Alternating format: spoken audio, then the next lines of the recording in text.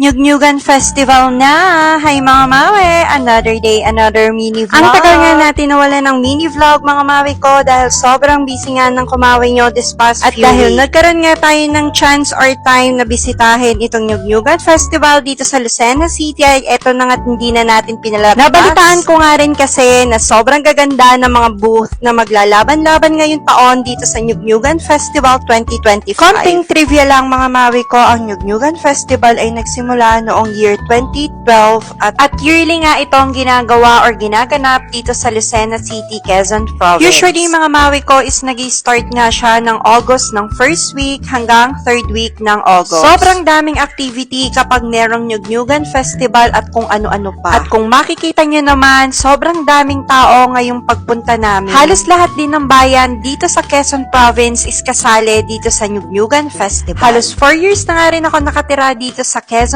Province pero ngayon lang ako umattend or nagpunta dito sa gantong klaseng festival. Bawat bayan dito sa Quezon Province is meron sariling booth at makikita nyo yung mga items or product na pinagmamalaki ng bayan na yun. Around 6 PM na nga rin kami nakapunta dito mga mawi ko at kung makikita nyo nga is medyo maluwag pa nung time na yan. Bawat booth nga na mapupuntahan mo dito ay may kanya-kanyang mga pakulo. Sa totoo lang, ang daming booth na gusto naming pasukin kaya lang hindi nga namin magawa dahil ang daming ang tao ng ganitong oras. Ang Nyugnyugan Festival nga ang pinakamalaking festival dito sa Quezon Province bukod pa sa pasayahan ng Lucena. So habang may inaantay nga kami dito mga mawe is nag-ikot-ikot muna kami ni Baby at tignan nyo naman talaga namang manghang-mangha sa mga nakikita niya. At inabutan na nga kami ng ulan, ng very light dito kaya eto't sumilong muna kami. Madami ring nagtitinda ng mga ganitong klaseng toys dito sa mismong park. At eto nga't pabalik na kami sa mismong mga booth kung saan makikita natin yung mga items na pinagmamalaki ng bawat bayan.